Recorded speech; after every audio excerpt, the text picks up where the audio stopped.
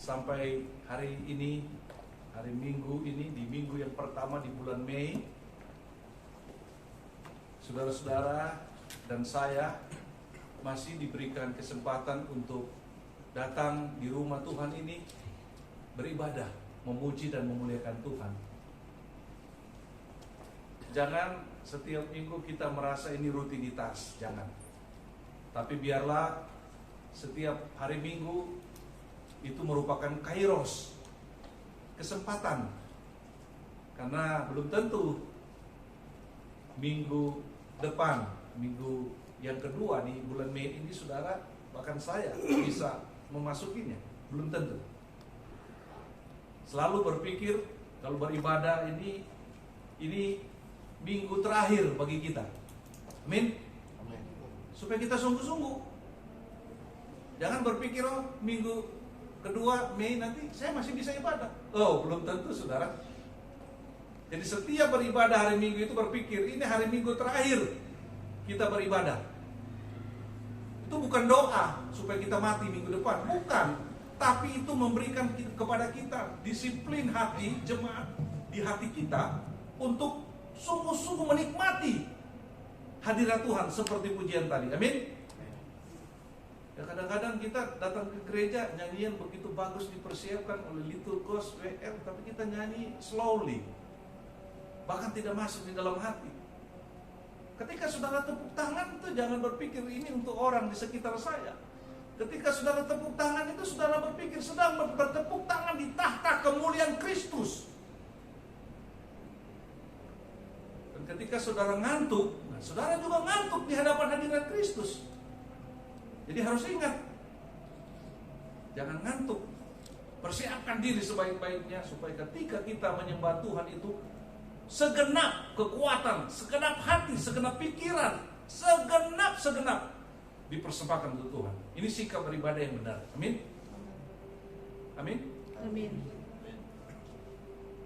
Ya, jangan seperti saudara kita yang saya pernah sampaikan, jatuh, jangan tidur. Nah, sudah tidak pernah datang. Saya mengingatkan supaya jangan tidur, malah dia tidak datang lagi ibadah. Sedih sekali ya. Harusnya segar.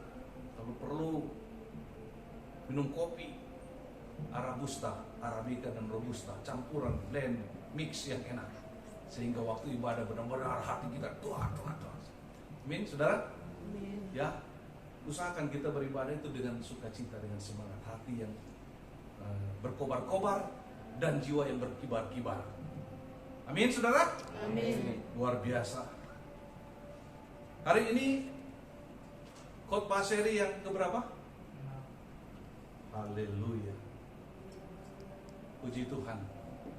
Markus hafal. Hukum yang keenam apa saudara? Jangan membunuh. Luar biasa. Rupanya saudara sudah persiapkan dan saudara sudah tahu. Berarti kita selesai khotbah ya. Saudara sudah tahu. Saya bercanda sedikit saudara. Keluaran 20 ayat 13 berbunyi bagaimana saudara? 1, 2, 3. Jangan membunuh. 1, 2, 3. Jangan membunuh. Jangan membunuh. 2 kata. Tapi yang paling sulit. Mengejanya gampang, tapi tidak mudah. Tidak mudah. Nanti saudara lihat bagaimana kita melihatnya. Saya ingin sebelum memulai, barangkali Joel dengan Koko Dion bisa putar salah satu video yang saya kirim tadi, atau mau 2, terserah, pendek panjang kita lihat dulu. Kalau 1 jam jangan, kasihan, nanti tambah khotbah 1 jam 2 jam pasti gelisah di bawah saya. Saya baru dapat itu video yang fresh. Mungkin kejadiannya hari ini karena hari Minggu. Kalau bisa, kalau tidak bisa ya saudara lihat, nanti saya kasih lihat pribadi saja. Wah, terbalik. Bagaimana caranya? Kita balik kepala kita gini.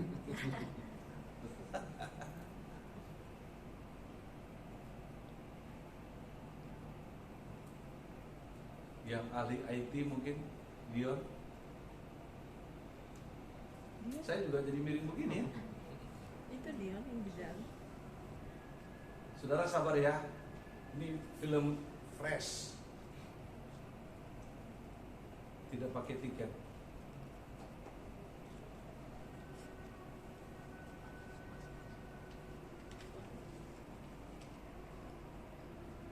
Suaranya nggak ada ya. Tuh, ada orang di dalam, ada orang di luar. Di mana itu kira-kira saudara? Saudara bisa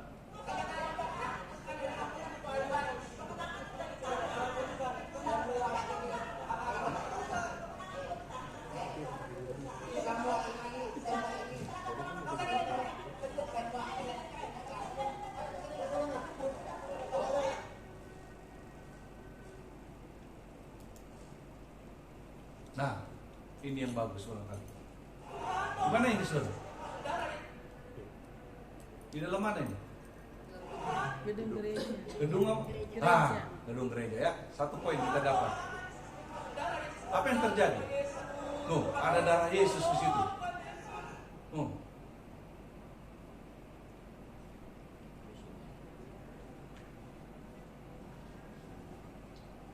Saya yang kurang bagus ya mungkin videonya. Ada berapa video? Boleh diganti-ganti biar siapa tahu dapat yang lebih bagus.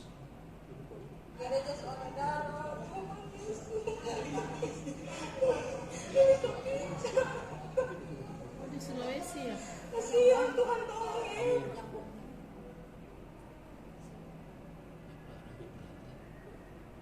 Kasihan dua orang di belakang sana. Berjuang juga dia. Bagaimana caranya videonya bisa jalan? Ah. Di mana ini? Di dalam gereja? Di Sulawesi.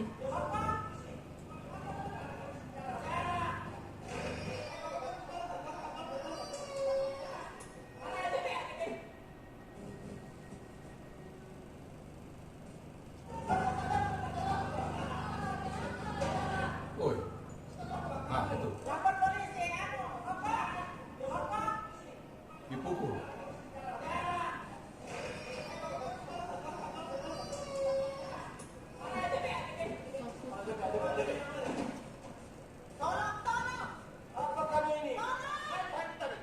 Oke, barangkali nggak bisa lagi terlalu susah ya. Tidak apa-apa, kita hentikan saja. Ya, pokoknya begitu ceritanya. Ini terjadi baru mungkin hari ini mungkin. Teman saya kirim dengan emotikon air mata. Katanya memilukan. Itu perkelahian di dalam jemaat.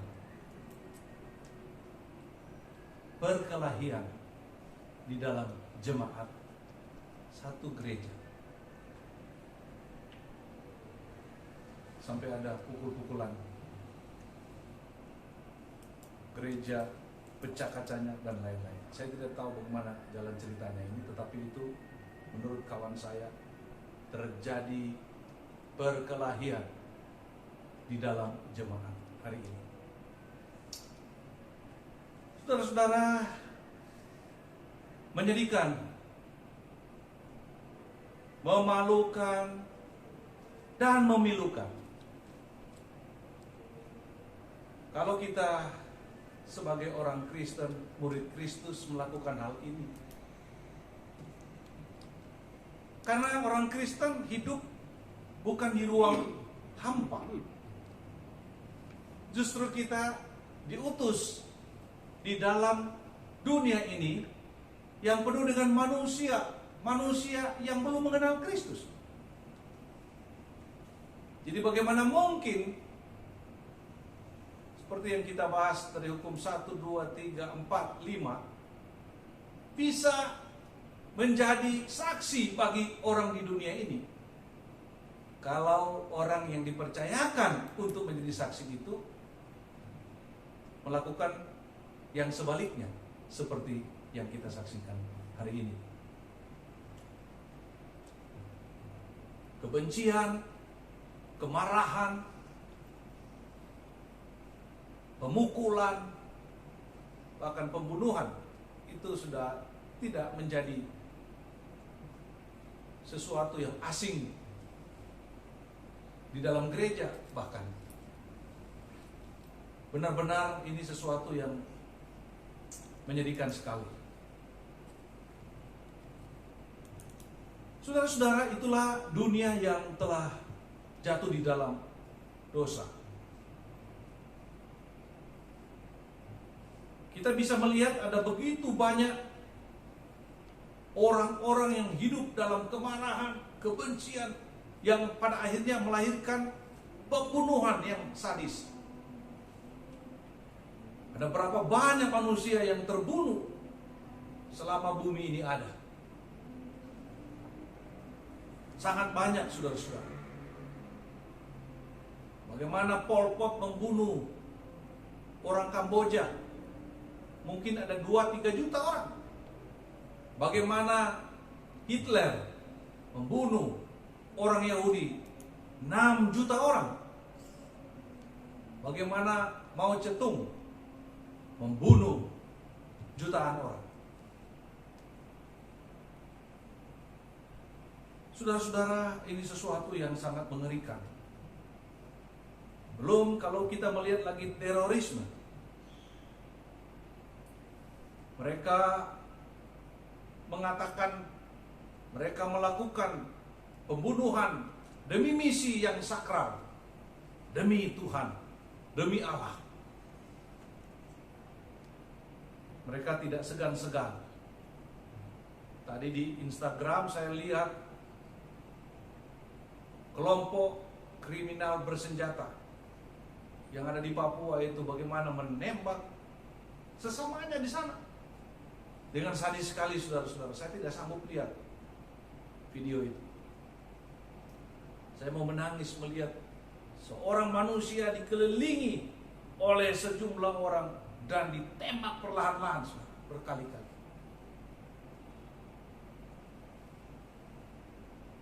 Saudara-saudara, itulah dunia.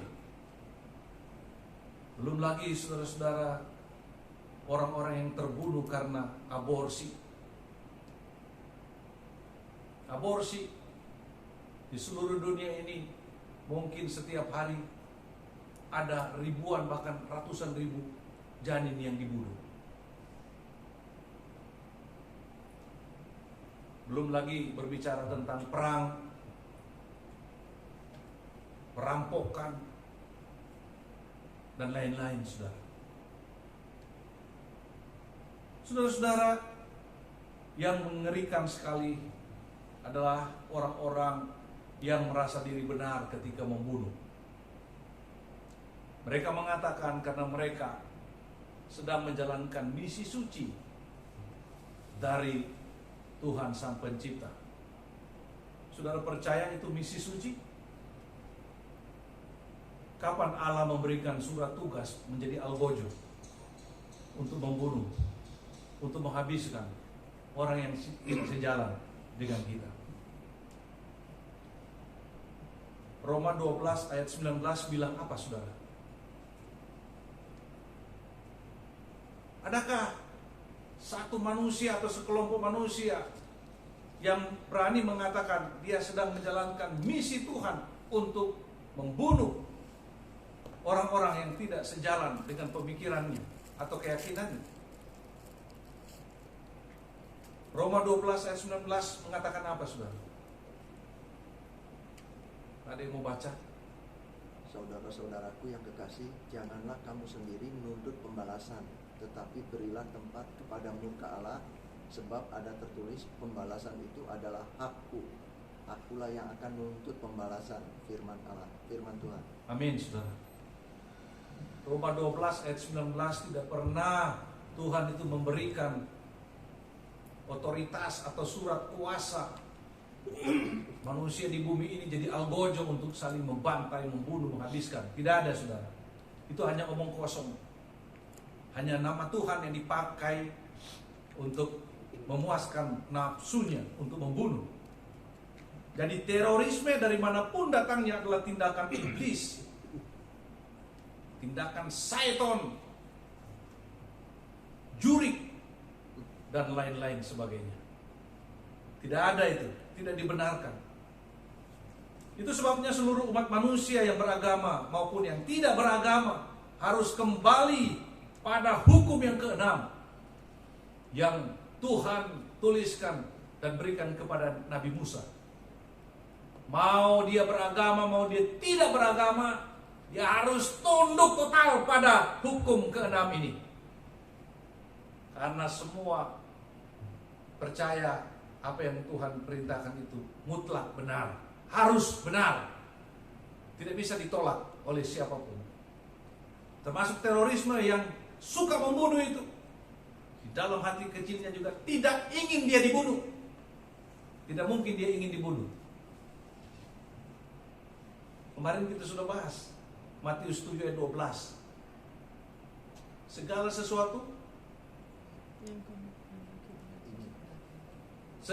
sesuatu golden rule. Masih ingat? Segala sesuatu yang kamu kehendaki supaya orang perbuat kepadamu, perbuatlah itu kepada mereka. Teroris itu mana mau dia ditembak? Dia suka menembak, membunuh, tapi dia juga tidak mau ditembak. Jadi teroris juga membutuhkan golden rule, amin? Dan membutuhkan juga hukum keenam. Itulah kehebatan Allah. Ketika dia memerintahkan firman, firman itu mutlak benar. Mau lari ke sana kemari tetap kembali kepada kebenaran firman. Karena itu saudara, berbahagialah saudara dan saya yang rajin belajar firman Tuhan. Pasti akan mendapatkan kehidupan yang benar. Tidak mungkin salah. Belajar yang benar, jangan kepada yang tidak benar. Nah, saudara-saudara, hukum ini banyak yang belum mengerti. Walaupun kelihatan mudah, dikatakan jangan membunuh. Karena banyak orang salah menafsirkan. Tidak sedikit orang yang salah paham dengan perintah yang kelihatan mudah dimengerti. Kenapa mereka salah mengerti? Karena kata ini, membunuh ini, kata membunuh ini dalam bahasa aslinya ratsyak, yaitu bahasa Ibrani. Itu membunuh, itu bukan sekedar kata membunuh, tetapi kata ratsyak itu berarti membunuh secara terencana, murder, bukan cuma kill, saudara. Menyembelih atau asasinasi, pembunuhan.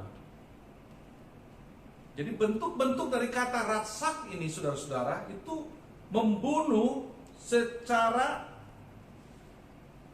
terencana terhadap siapa? Terhadap manusia. Nah, makanya ada orang mengatakan tidak boleh membunuh kecoa. Salah, saudara.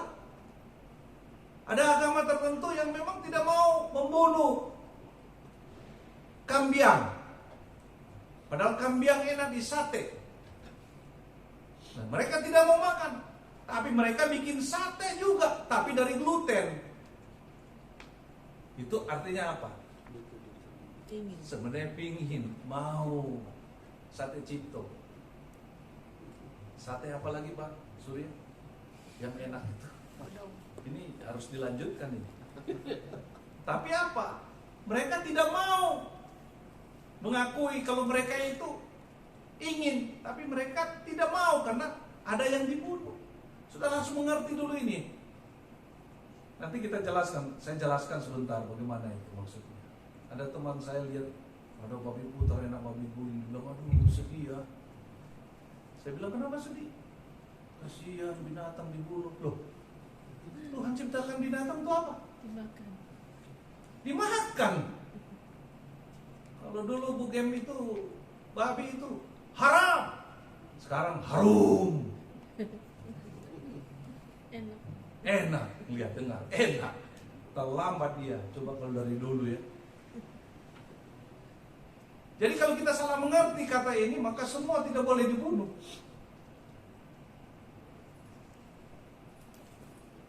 Ayam tidak boleh dibunuh. Padahal orang yang makan sayur vegetarian juga membunuh loh.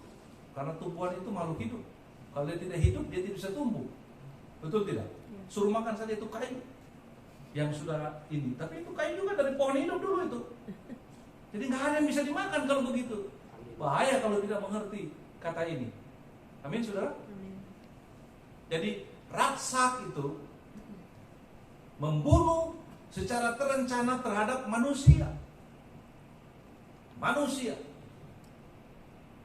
Tapi saudara jangan selesai dari sini dengar firman ini maka kambing di jalan saudara bunuh. Awas, itu ada pemiliknya saudara. Dan tidak boleh menyiksa. Nah, membunuh itu dan menyiksa harus kita lihat. Ya. Kadang-kadang kan kita main-main nakal ya. Dapat kecoa, kita cabut dia punya kaki satu, cabut kedua. Itu dosa. Bukan dosa dalam pengertian karena membunuh, tapi saudara menyiksa ciptaan Tuhan. Jangan. Cecak, saudara potong kakinya satu, baru saudara lepas. Kasihan. Jangan. Tidak boleh itu. Tapi kalau saudara memang jengkel karena dia naik di nasi goreng tinggal satu piring yang paling enak, saudara pukul bunuh mati tidak apa-apa. Tapi jangan saudara jengkel karena nasi goreng, nasi mawar begitu enak dia sudah lewati, saudara tangkap, saudara patahkan lehernya, saudara potong ekornya, rasain sambil begini. Saudara menyiksa itu tidak boleh. Nah, saudara-saudara, jadi kata Ratsak ini memiliki makna membunuh manusia secara terencana dan semena-mena dengan cara yang berlebihan. Amin, saudara. Ini harus dimengerti kata Ratsak ini. Jadi secara sengaja dan semena-mena, secara eksesif, berlebihan membunuh manusia. Itu tidak dibenarkan. Terus ada yang tanya, kalau perang bagaimana? Kan membunuh. Kalau aborsi bagaimana? Apalagi dia diperkosa, dirampok, dia tidak pernah mau orang itu dipaksa terus hamil. Apakah tidak boleh aborsi?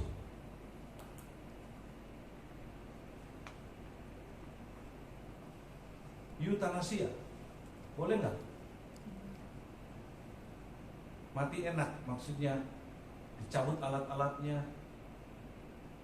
Kalau orang sudah sekarat menderita kan orang bilang lebih baik disungkit mati saja daripada dia menderita. Bisa? Jadi tidak mudah, harus kita bahas ini dengan sungguh-sungguh sore hari ini. Minimal 3 jam. Saudara-saudara, mari kita kembali kepada firman Tuhan tadi. Jangan membunuh. Kenapa tidak boleh membunuh manusia? Kenapa tidak boleh? Yang pertama, kita harus sadar bahwa firman Tuhan itu dengan tegas mengatakan bahwa manusia itu milik kepunyaan Allah. Manusia adalah milik kepunyaan Allah. Di dalam Kejadian 1 ayat 26 sampai 28 itu jelas sekali, manusia diciptakan menurut rupa dan gambar Allah. Hanya manusia, yaitu saudara dan saya, yang diciptakan menurut rupa dan gambar Allah. Kalau ayam, sapi, kambing, babi, bukan menurut gambar Allah. Karena mereka diciptakan memang untuk kita nikmati.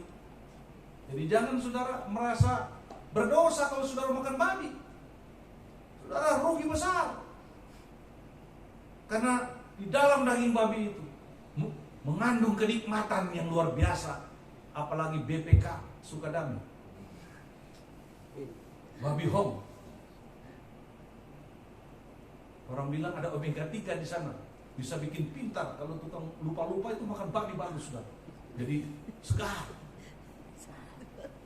Yang mau divaksin COVID-19 ini awas demam, supaya menghindari demam, makan babi sudah. Segar, sehat, bertahan. Lihat Bung Gem, tidak ada pengaruh dia. Disuntik dia tidak ada demam, makan babi.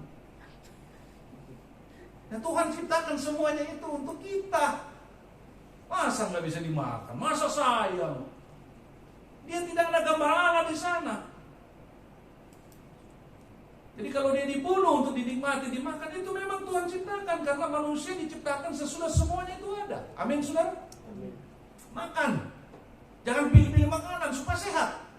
Tapi nggak usah berlebihan juga.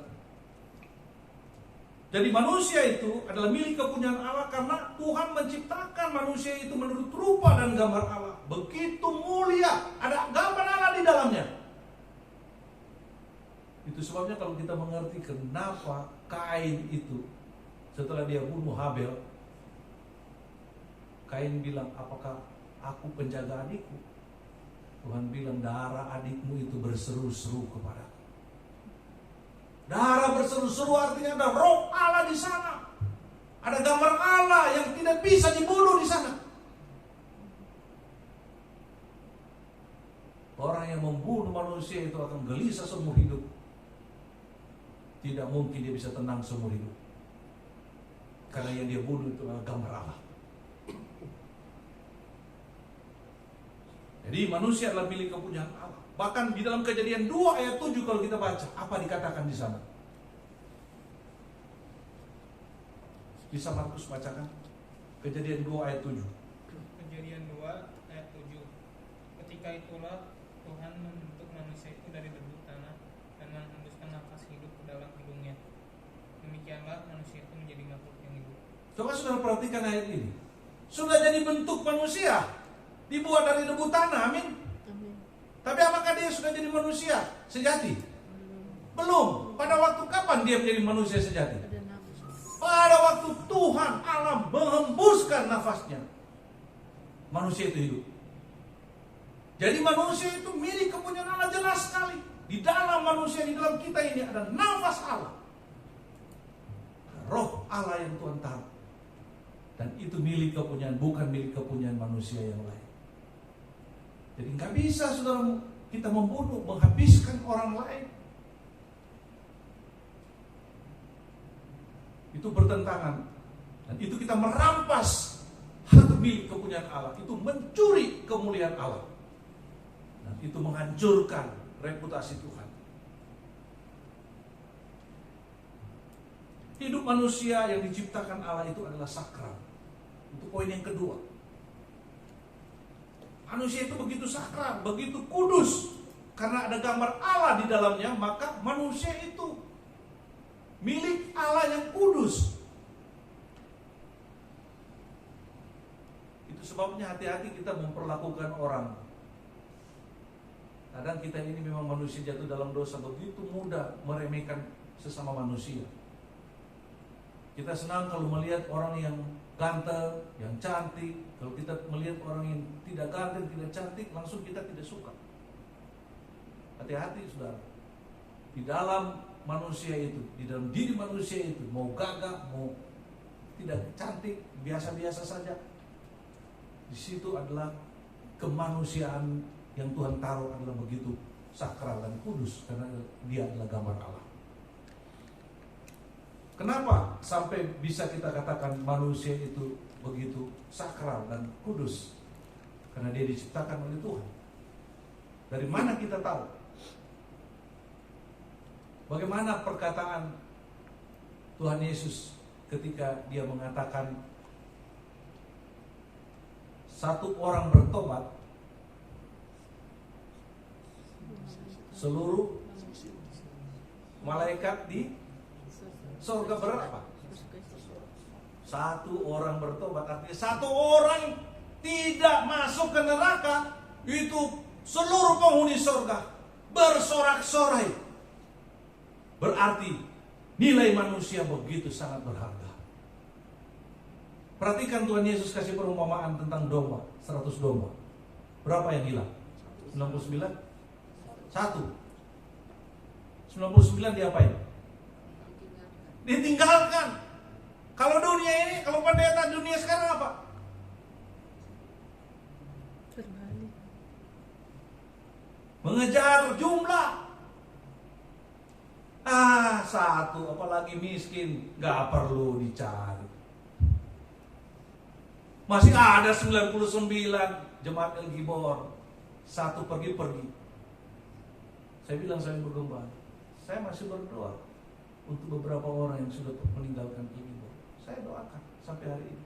Saya nggak benci, saya nggak tangisi mereka. Tuhan, kalau mereka belum bertemu dengan Engkau di dalam gereja, bawa kembali mereka di sini.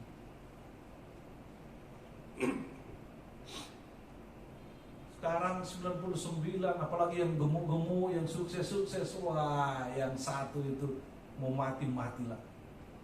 Tapi Yesus tidak. Satu dicari sampai dapat. Betapa berharganya hidup manusia di mata Yesus. Amin. Yohanes 10 ayat 10 bilang apa, saudara?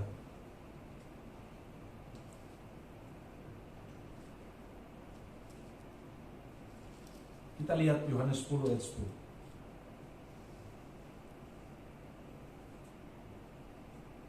Bisa dibacakan Yohanes 10 ayat 10? Yohanes 10 ayat 10, pencuri datang hanya untuk mencuri dan membunuh dan membinasakan. Aku datang supaya mereka mempunyai hidup dan mempunyai dalam segala kelimpahan. Bayangkan, Tuhan Yesus datang supaya manusia itu hidup dan hidup berkelimpahan. Bukan Tuhan Yesus datang supaya mereka mati. Tidak. Begitu berharga satu manusia di mata Yesus. Dia datang supaya dia mau menghidupkan, melimpahkan kehidupan. Dan melimpahkan apa dikatakan tadi? Hidup ya? Dalam segala Kelimpahan dalam segala. Bukan setengah-setengah. Semua seutuhnya, berlimpah seutuhnya.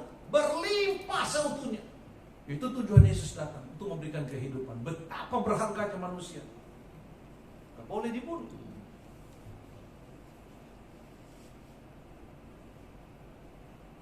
Dan Kejadian 9 ayat 6, coba saudara baca.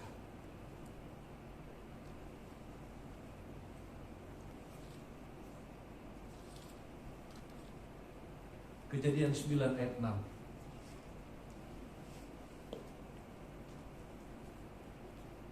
Ada yang mau bacakan? Kejadian 9 ayat 6, siapa yang menumpahkan darah manusia, darahnya akan tertumpah oleh manusia, sebab Allah membuat manusia itu menurut gambarnya sendiri. Bayangkan saudara, Tuhan sudah menetapkan betapa berharga manusia.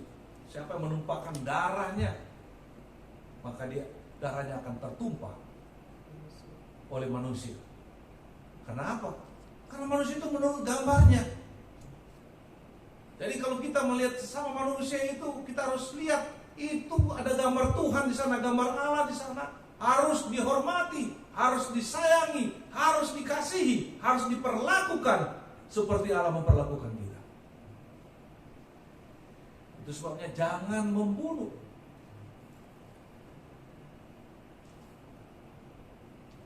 Tapi persoalannya saudara-saudara, bagaimana yang tadi saya katakan dengan perang? Kalau begitu sama sekali nggak boleh ada perang, karena dalam perang ada manusia yang dibunuh. Bagaimana kalau kita dipertanyakan hal ini? Seperti kemarin kita sudah bahas waktu orang-orang Yahudi yang begitu menghargai kesakralan hari Sabat, sehingga musuh-musuh datang membunuh mereka, diam. Mereka diam, menyerahkan diri, disembelih. Apakah itu benar, saudara? Siapa yang tidak setuju perang, angkat tangan. Apa alasannya? Banyak terbunuh. Siapa yang setuju perang? Berarti yang tidak angkat tangan ini di tengah-tengah samudera bagaikan sabut kelapa. Ibu ini ada keputusan dia, hebat dia. Dia berani Dia tidak setuju perang. Siapa yang setuju perang? Tidak ada yang angkat. Di mana yang lain yang posisinya? Posisinya ini ngambang. Nah, kalau saudara misalnya kita Indonesia ini tiba-tiba diserang sama Amerika, nah kita diam saja begitu, tidak usah perang. Harus membela negara. Membela negara. Setuju membela negara? Tapi kenapa tidak angkat tangan? Ini masih ragu ini. Firman Tuhan ini memang sulit dimengerti. Nah, perang itu kan ada yang namanya perang yang agresif. Tidak puas dengan negaranya, dia pergi rampok negara lain, maka dia perangi supaya mati semua. Kejahatan. Itu benar nggak itu? Kejahatan. Perang yang benar nggak? Kejahatan. Itu kejahatan. Itu kejahatan. Tapi kalau kita tiba-tiba diserang, kedaulatan negara kita mau dirampas oleh satu negara tetangga atau negara mana saja. Nah, saudara pakai hukum ini, jangan membunuh, lebih baik dibunuh. Wah, saudara salah. Itu namanya perang defensif, mempertahankan diri. Dan kenapa perlu ada perang? Kalau orang menyerang kita dan kita harus berperang, karena ini keputusan negara. Supaya kita mengajar orang jahat itu harus dicegah. Jangan dia membunuh lebih banyak orang, harus dilawan ya. Kalau kita diam, dia bunuh semuanya habis. Dan kita tidak mengajar dia tentang keadilan Allah. Amin, saudara. Orang salah dilawan. Makanya hari ini saya ngeri.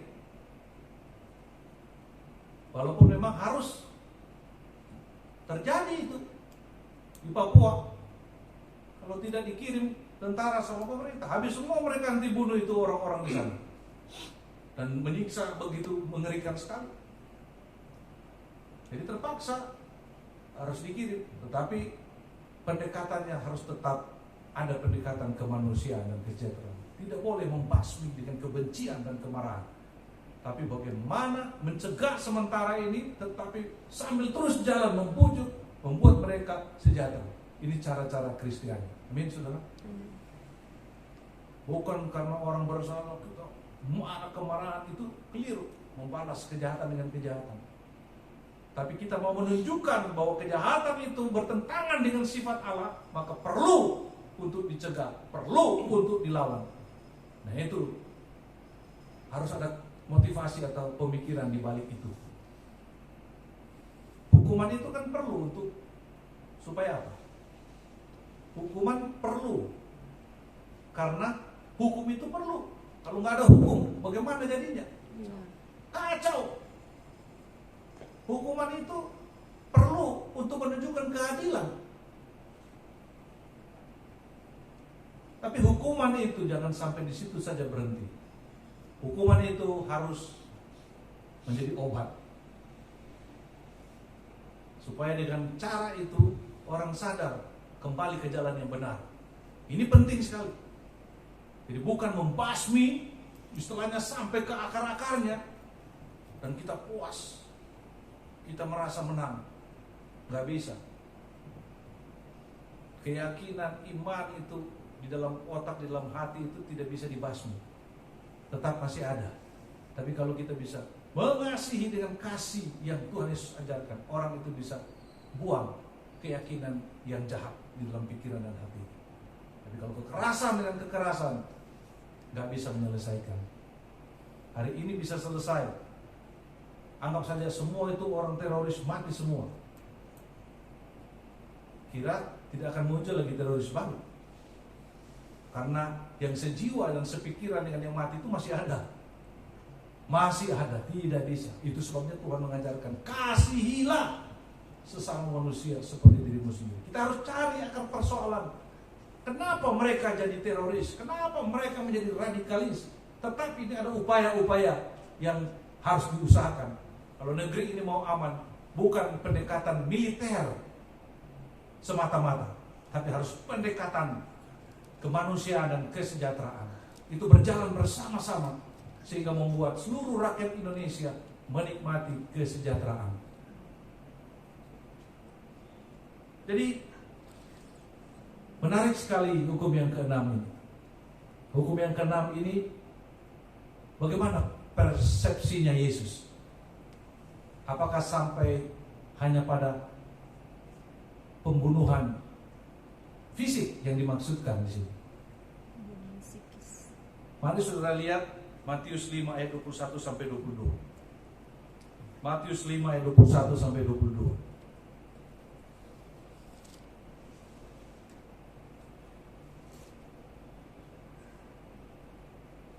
Ada yang mau bacakan? Matius 5 ayat 21 sampai 22.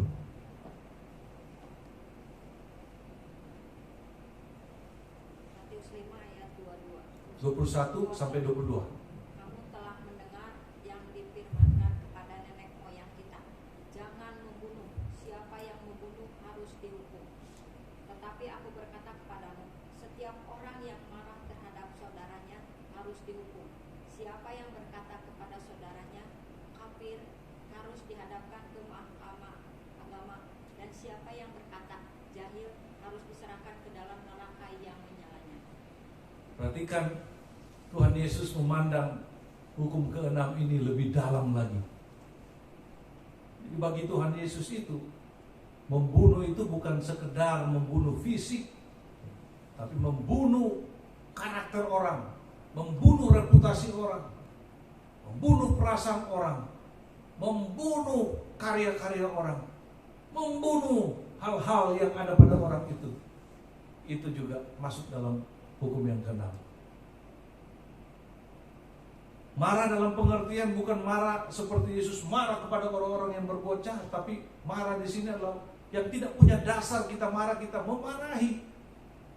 Itu tidak boleh. Nah, sekarang di negeri kita Indonesia ini, satu agama saja mengkafir-kafirkan. Tadi kita sudah lihat satu gereja pukul-memukul. Itu kalau tidak cepat dicegah bisa timbul kebencian mendalam, bisa tusuk-menusuk. Tadi tangan. Kalau dibiarkan bisa naik darah, tusuk-menusuk di dalam gereja. Teman saya mengatakan itu mereka berkelahi karena saling merebut gereja. Jadi dosa jangan membunuh ini diperuntukkan perintah ke-6 ini, jangan membunuh. Ini untuk semua orang di muka bumi ini, termasuk orang Kristen terutama. Karena kita jangan bangga kita tidak membunuh manusia secara fisik, tapi kita sudah membunuh karakter orang, membunuh perasaan orang, membunuh karya-karya orang, membunuh segala macam hal-hal yang membuat orang itu tidak bisa berkembang, merusak reputasinya, merusak nama baiknya. Itu sama dengan membunuh. Makanya Yesus mengatakan harus dihadapkan kepada mahkamah agama, bahkan harus diserahkan ke dalam neraka yang menyala-nyala. Ini serius. Waktu kita menuduh orang yang tidak dia lakukan, itu membunuh orang itu. Mengerikan sekali. Jadi Tuhan Yesus lebih dalam lagi. Bukan sekedar membunuh fisik, tetapi Yesus menerjemahkannya ketika kita melukai orang secara batin, perasaan, maka itu masuk kategori membunuh. Kita melanggar firman Tuhan. Saudara-saudara yang dikasihi Tuhan Yesus, mari kita belajar pada sore hari ini supaya kita jangan melanggar hukum yang ke-6 ini melalui tindakan kita maupun melalui kata-kata kita dan melalui sikap kita yang membuat sesama kita terbunuh, baik fisiknya, perasaannya, dan lain-lain, yang membuat orang itu putus asa dan tidak bisa hidup sebagaimana yang Tuhan mau, menjadi saksi Yesus. Jadi semua jenis yang membuat manusia terbunuh. Tuhan melarang. Apalagi bunuh diri, itu dosa. Aborsi, dosa. Perang agresif, dosa. Mau merampas kedaulatan negara yang lain, berdosa. Saudara-saudara, mari kita ambil sikap kita ketika memasuki perjamuan kudus ini, mengingat Tuhan sudah menyerahkan hidupnya bagi saudara dan saya untuk mengampuni segala dosa-dosa kita, termasuk pelanggaran-pelanggaran kita terhadap hukum yang keenam. Kita datang kepada Tuhan Yesus sore ini, kita mohon pertolongan Tuhan supaya kita layak di hadapan Tuhan. Kita minta Tuhan mengampuni kita untuk seluruh pikiran-pikiran kita, perasaan-perasaan kita, perilaku-perilaku kita yang masuk dalam kategori melanggar hukum yang keenam ini. Kita datang kepada Tuhan, kita mohon pengampunan Tuhan. Biar Tuhan mengampuni kita dan membentuk kita supaya kita menjadi saksi Kristus di dunia ini bagi kemuliaan-Nya.